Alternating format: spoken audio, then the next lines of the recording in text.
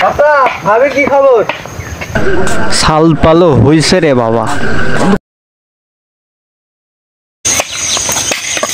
চাচা ভাবির কি খবর? সাল পালে কাছি দেখলি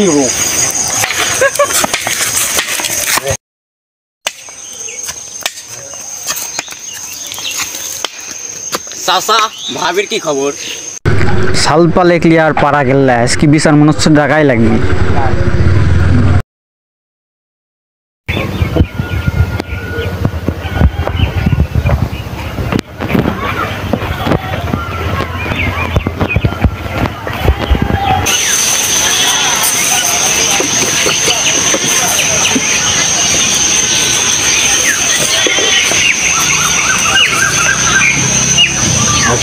বন্ধু তোর কি হয়েছে?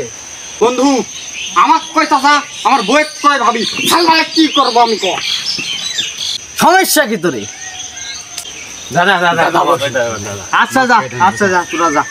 বন্ধু তোর সাথে কথা আছে, তুই আগে আয়। শোন বন্ধু, তোর দোষ। কে দোস্ত ক? তুই আমার জড়ি বন্ধু। হ্যাঁ তুই একটা ইয়ং মিয়াকে বিয়ে করছিস। হ্যাঁ, তুই একটা ইয়ং মিয়াকে বিয়ে করছিস। হ্যাঁ তুই আমার জড়ি, আমার বউ মারা গেছে, আমি বিয়ে করছি। না দোস্ত তুই বিয়া করিস নি, আমার তো একটু বুঝিস নি বিয়া করা দরকার। তুই বুড়ি বয়সে বিয়ে করবি কেন?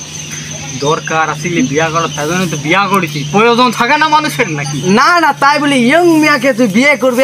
এই 16 বছর মেয়েকে তুই বিয়ে করতে যাবি? দোস্ত তুইও আমার বইয়ের দিকে এতবার চোখ দিল। আরে বন্ধু, তুই এইগুলো কথা কথা আমি বিয়ে করিনি, 10টা বছর ধরে বিয়ে করিনি।